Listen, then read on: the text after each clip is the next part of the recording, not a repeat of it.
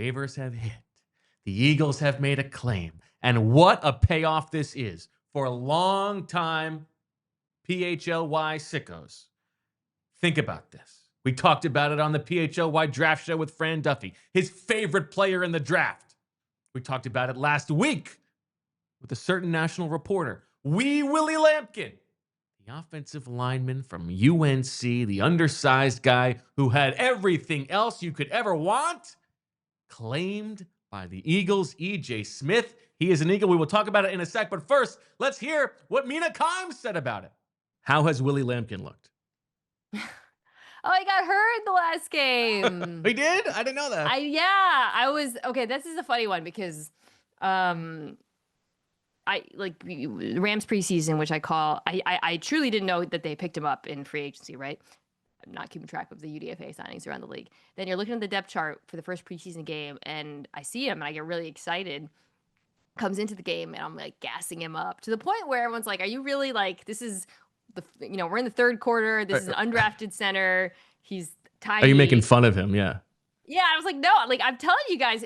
And I got a little grief for it. People were like, "You weren't grinding with it." It's like, yeah, I wasn't. I was watching Omari and Hampton, and Drake May. Like all of us who do the draft have just watched a lot of UNC over the last couple of years because of those first rounders. But watching Omari and Hampton, I thought I was like, this kid looks unbelievable. Like I was so impressed by him, and it's also just like so physically unique. I mean, when he's on the field, it's crazy. It is really, yeah. And like centers are short. Obviously, Philly is no stranger to that with Kelce, but like he is short, right? And he played so well in week 1. Then in week 2, he got injured pretty quickly, which was such a bummer. So we'll see what happens. The Rams are in a unique spot because they actually have a ton of center depth. They brought back Coleman Shelton from Chicago and Bo Limmer, who started for them. Jalen Carter knows Bo Limmer, by the way, from the and Dylan McMahon, my guy Dylan McMahon. Dylan McMahon, yeah. So they have a lot of center depth. So I'm not sure what's going to happen with Lampkin, but I feel like he's going to get picked up somewhere. All right. So the Eagles have Dylan McMahon. EJ, give us the scoop. Welcome to the show, by the way. Yeah, I had to give you the clear out today. This is an ISO Bo. Nice type to see you. Type of. Give us the scoop on the transactions the Eagles have made since we last spoke. Yeah, so the Eagles have waived Trevor Keegan and Tristan McCullum to clear 2 spots on the roster for Charlie. Like vindication for people who didn't have them on the roster, but that's okay. I'll give you credit because you did call the fact that they could go thin at safety because Cooper DeJean factors into that position. But yeah, they waived those 2 players. 2 clear space for Charlie Hewlett. He is back with the Eagles after being out in the cold yesterday. So my guess there is they tried to bring him back on the practice squad, and they had a nice handshake deal with the agent until another team came calling and wanted to put him on the active roster. So they said, okay, we'll bring him back. Yeah, that's a good reading of the situation there. And then Willie Lampkin is the addition on the waiver wire. Really? Yeah, no, he's an interesting player. I'm very excited to talk about just how unique of a guy he is. And I mean, come on, there's not many times you're going to read in a Fran Duffy scouting report, but damn it, he's a good player, Well, what a tease, EJ, because guess who joins us now on the Xfinity Mobile call-in line? The biggest fan of Willie Lampkin. Look at the smile on this guy's face.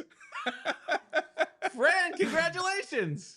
Just what a wonderful, wonderful day. I just teased my appearance on social media by saying this is the biggest acquisition for the Eagles since Saquon Barkley. Just an unbelievable, momentous occasion. Not literally, though. Not literally, no. I mean, this is a true outlier from a size standpoint for the offensive line. We did our draft shows back in the spring, and you allowed me to wax poetic on Willie Lampkin. And I remember the day when you're like, you know what? I have my guy. Yeah, and I remember you watched him and you're like, I just love him. I can't talk about this player without smiling. I was thinking about that earlier. He's 5'10" and a half. I remember when I was down at the Senior Bowl in January and they, you give out the measurables and I'm looking at the weight and I was like, 270 pounds. It was like, that's got to be like a misprint. There's no way an offensive lineman is here at 270, under 5'11". I was like, oh, maybe is it a linebacker? Did they? No, this guy goes out and he is just He's a rolling ball of razor blades every single time he takes the field. You wouldn't know that he's like a size mismatch from like a frame standpoint. You watch him every single practice down at the Senior Bowl. You watch him on tape at North Carolina. You watch him in the preseason in the NFL. And honestly, I wonder how much of it, was, because this was a guy I thought would be a good fit here in Philadelphia, given the success that Jeff Stoutland had with Jason Kelce, and certainly what we've seen from Cam Jurgens, guys that are on the smaller side, certainly at center. And when you look at Lampkin, I was like, all right, this would make a lot of sense. Now, the Eagles passed on him numerous times. He goes to undrafted free agency. He ends up with the Rams. But then you see him when he's healthy in that first preseason game, and he's just, he's got a body count of like 5 or 6 off that game, and then he gets hurt. Must be nice. Look, Willie Lampkin, he gets me fired up. I'm excited. So clearly the Eagles really like him because he was waived injured. So they're carrying him right now, even though he's not going to be ready to play, presumably. But I think you know what I'm going to ask. Is there any chance that not only is Willie Lampkin working with Jeff Stoutland, but he's also potentially coming for Ben Van Sumeren's job? Could be. Look, they moved on from Trevor Keegan, a guy that you insinuate that I hate. So it's only right that you would then say that Ben Van Sumeren, a player that you hate. Ben Van Sumeren. Yeah, that's a fair shot.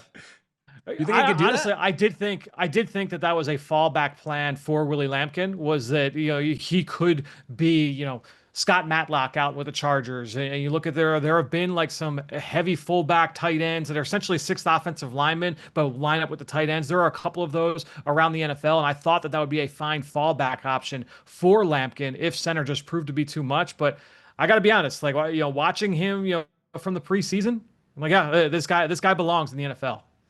That was actually something I wanted to ask you about, Fran. Obviously the size limitations, seeing him against bigger, grown men on the interior line. Obviously the preseason is a limited sample size, maybe not going against the best competition at times, but what did you see from him in the preseason, and also I guess the Senior Bowl as well, that would inform how he will transition playing in the NFL? Well, just going back to the Senior Bowl, again, when I saw the official measurements from down there in Mobile, I'm like, all right, like this could be a bloodbath. Every once in a while that happens where, the numbers are a little bit short at a certain position. So a guy gets invited from a bigger school or even from a smaller school, and they'll say, all right, well, let's give this guy a shot. And it just doesn't go well. The guy's, he sticks out like a sore thumb, and he just gets overwhelmed. Going through, watching him live and then watching through the tape, I'm like, every single rep, this guy just gives everything he's got, and he wins more than he loses. He just gets the job done, even though he's significantly smaller than so many of the guys he's going up against. Now, the problem that Lampkin had, and the reason why he went undrafted, honestly, is that he went to his pro day, wasn't invited to the combine, went to his pro day, and he didn't test well. So you're really, really small, you're an outlier, and then you don't test well. Once that happened, I was like, he's probably not going to get drafted. But then when you go into the preseason and you show that one game of healthy film and you look the way that he did, where, again, he got like 4 or 5 guys down on the ground. Yeah, it's second half of preseason, right? You have to keep the context there. But to see what he showed in that small sample size, I think it's certainly good enough to be able to take a shot on, especially. Look, I had a draftable grade on him. He was in my top 175, in my top 200. Like, I thought that this was a guy that you can come in and potentially become a starter down the road. I think it's worthwhile taking a shot here to see what he's got and get him into the building. And so technically, what are, as Jeff Stoutland likes to say, the unique traits that Willie Lampkin has that allow him to overcompensate for being so slight? Yeah, number one, you talk about like the low man wins and all that stuff. He has got we love a low man wins. we love a low man wins, right? Even though he didn't test well, like this is a good athlete on tape. Like he is excellent as a puller, like on those sweep plays. You get him out on the move. He's really, really good in that area. I thought that he climbed to the second level well. He would latch onto linebackers and finish. And again, it's something we saw not just in North Carolina, but then you go and you see it in the preseason here this summer. I thought that he recognized things well. He was really smart, and he's exceptionally tough and competitive. And so to me, when you're looking at it and you say, all right, well, really smart, really tough, and he's athletic, that's something that you can certainly work with. Now, he just didn't test well, but I think when you look at it, it's like, all right, play speed versus time speed kind of situation here with Lampkin. I can't explain why the pro day went as poorly as it did, but it certainly is something that, that happens every once in a while. To your guys' point about the utility potential here, Tyler Steen did play 20 snaps as that 6th offensive lineman last year as an inline tight end. So I do wonder, obviously, we're dreaming a little bit here about this guy being up on Get game him the day. ball. But I feel like he could have, he could eventually have that role from what we're hearing from Fran here. Fran, I want to know from your experience watching the Eagles kind of, I don't want to say they insulated Jason Kelce because obviously he was, a great player. And but at the same time, like being able to handle the smaller center within the scheme and almost using him as a weapon, the pin pull scheme, getting him out into space. I guess, do you think that those types of mechanics that are already in place for the Eagles can extend to this, I guess an even broader extreme with Willie Lampkin and the size limitations he has? Yeah, and that's why, honestly, EJ, like I felt that he would be a good fit here in Philadelphia for that reason, and I think that when you look at him, it's not ideal to have a center that small, but when you like bigger guards like Jeff Stoutland does, that can offset it a little bit, and so I think that that is certainly an area that's why it felt like that this was a scheme where he certainly would be able to fit. All right, Fran. I know you got places to be, and we need to give you time to have a cigarette for a little bit. Take a shower. Yeah. Like take a cold shower. Yeah. You gotta get yourself, cooled down before you go do kid pickup and stuff like this that. scouting report, it's getting me a little hot under the collar. Unbelievable. State champion wrestler. I'm so happy for you, Fran. This is wonderful. I was downstairs. I'm heating up lunch. I had you take something out of the oven, and you're like, oh, just perfect timing, and you open the door and you put it out, and I'm letting it cool off, and my phone's like blowing. I'm like, what is going on? I had like 2 or 3 people text me saying Lampkin, and I'm like, unbelievable. Just a great day. All right. Fantastic, Fran. We'll see you tomorrow for the Spread Your Wins and Fly draft. I don't know if I'm gonna be able to focus, but hopefully by then I'll be ready to go.